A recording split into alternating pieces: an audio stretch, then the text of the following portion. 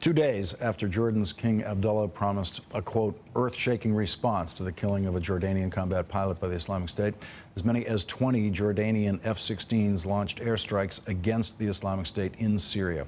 In a statement today, King Abdullah said that the global Muslim community is the primary target of the war waged by terrorists in the Middle East, adding that, quote, my region is on the front lines.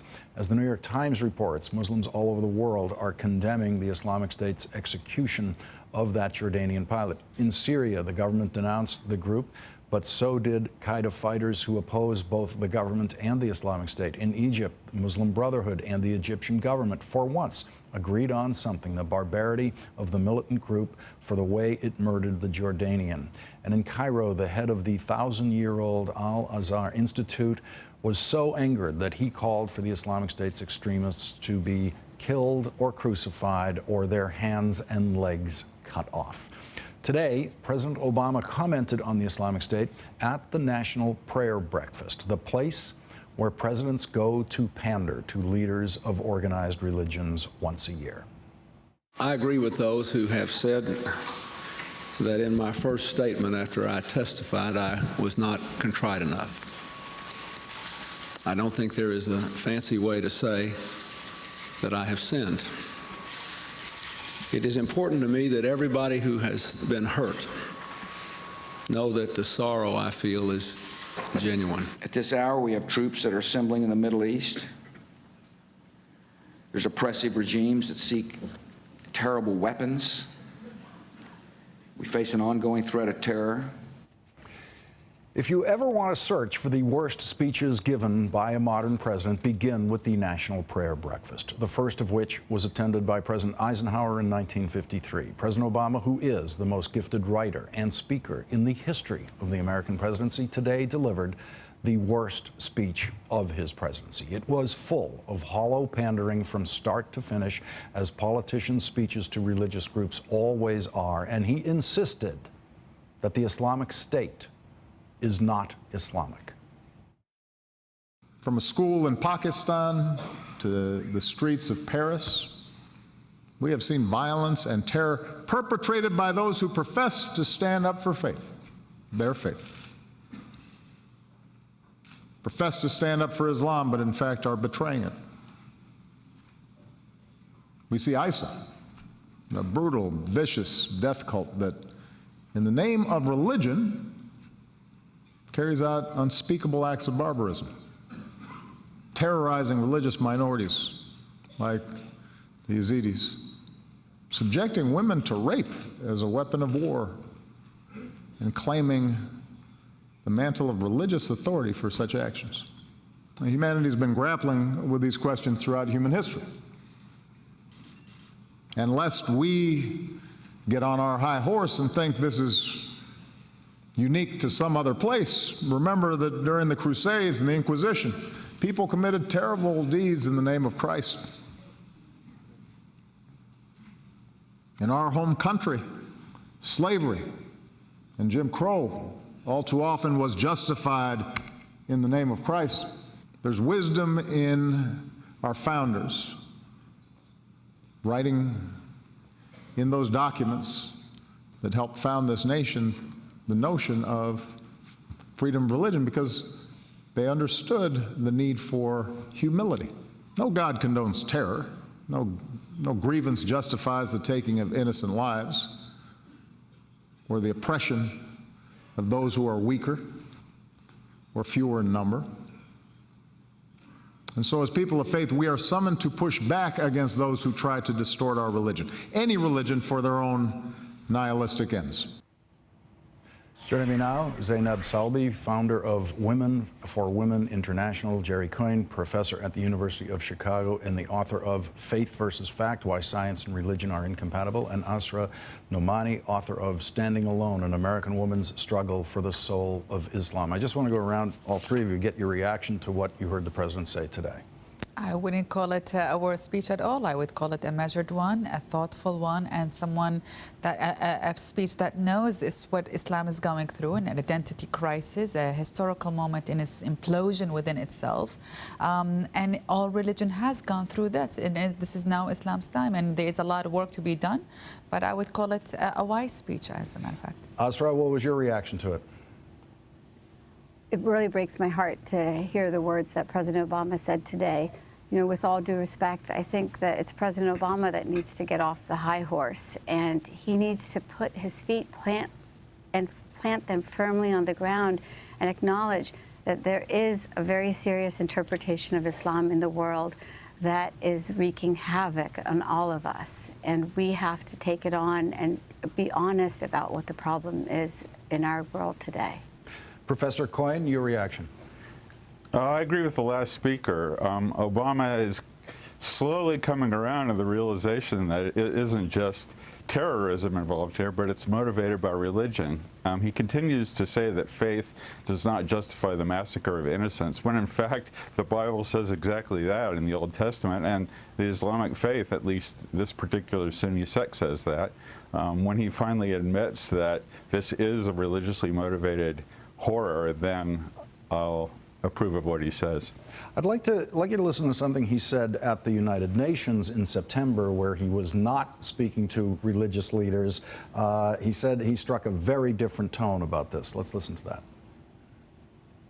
First, the terrorist group known as ISIL must be degraded and ultimately destroyed. Second, it is time for the world, especially Muslim communities, to explicitly, forcefully, and consistently reject the ideology of organizations like Al-Qaeda and ISIL. Zainab, no line like that in today's speech, that there's a responsibility for the Muslim community to reject this kind of, we'll call it new theology, reversion to old theology, whatever we want to call it. He was just suggesting today that, well, this kind of thing happens in all religions. Well, I mean, here, as a Muslim, I think what Islam is going through is an identity crisis. Indeed, a lot of people are confused about the religion itself within the religion. I just came from the Middle East last night, and as a matter of fact, when people say the most common thing is, what is the religion? The one that we grew up with 40 years ago, or the one that they are telling us it is right now? So there is a crisis within the religion, and I think it's imploding within itself.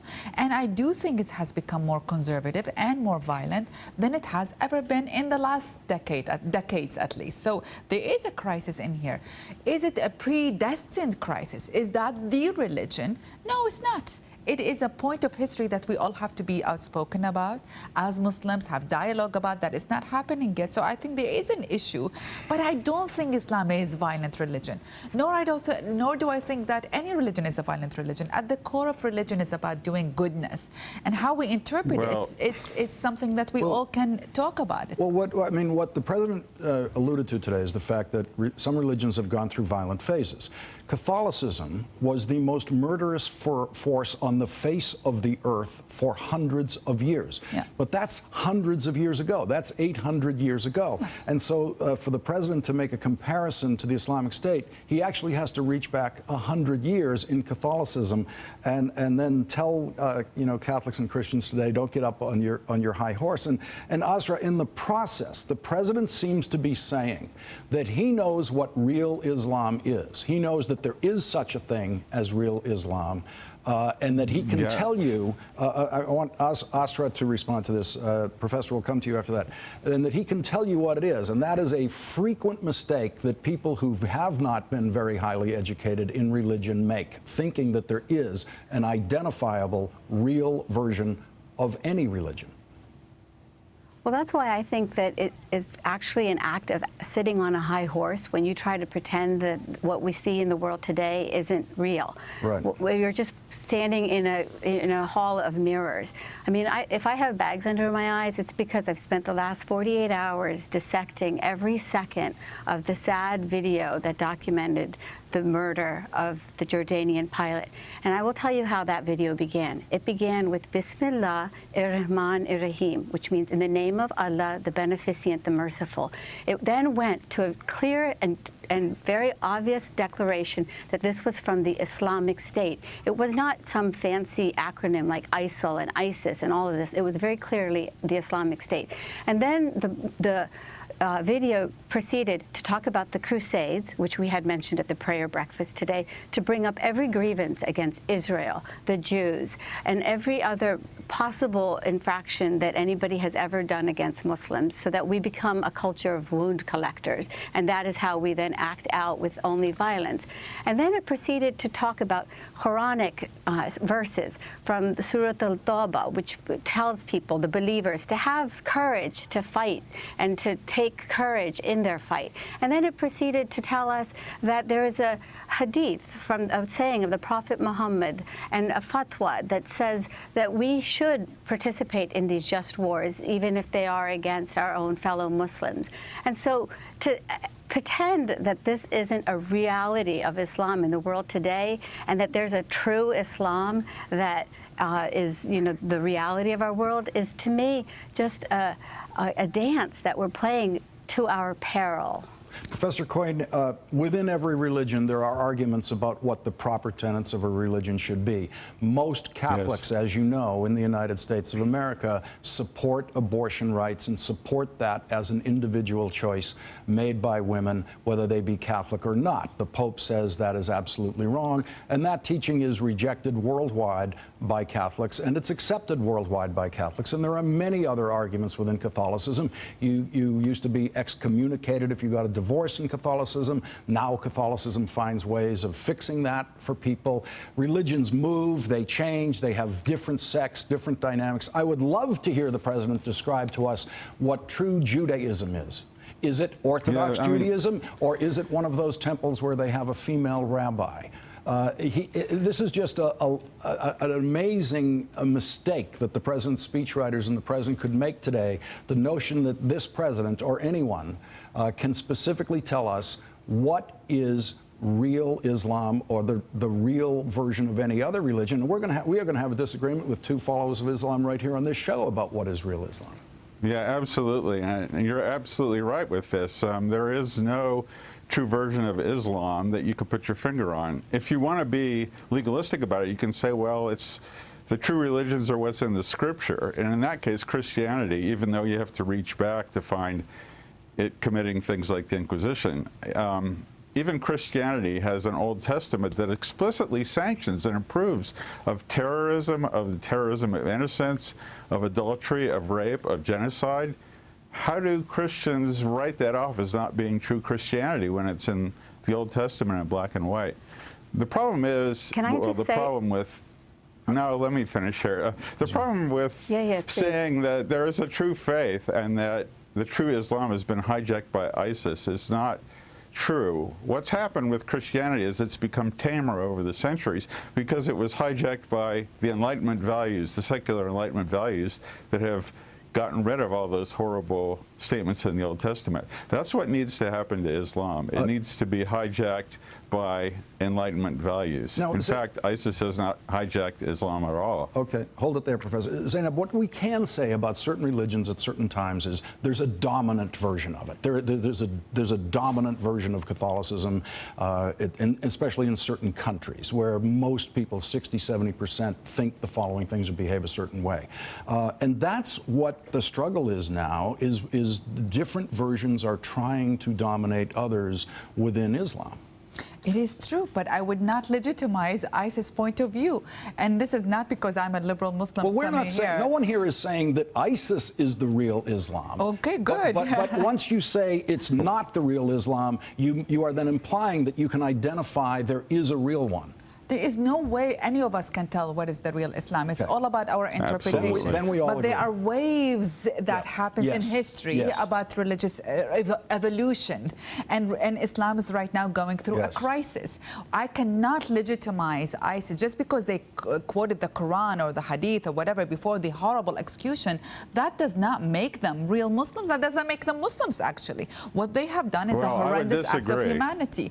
What do you disagree about? We're out of time. What it certainly doesn't do is prove that they're not Muslim. Okay. Well, what and is the Islam? president is somehow trying to twist it to that degree. No, the president is actually trying to open a way to evolve the religion and to have a discussion within the religion. Because if we think of it as doomed, then we cannot have an evolution of the discussion. And what is needed most right now is a liberal value that talks about religion within Islam. And that is where you and Asra agree. You're both working toward that within Islam. I wish we had more time for this tonight. Thank you all very much for joining me tonight. Zainab Salbi, Asra Nomani, and Professor Coyne. Thank you all.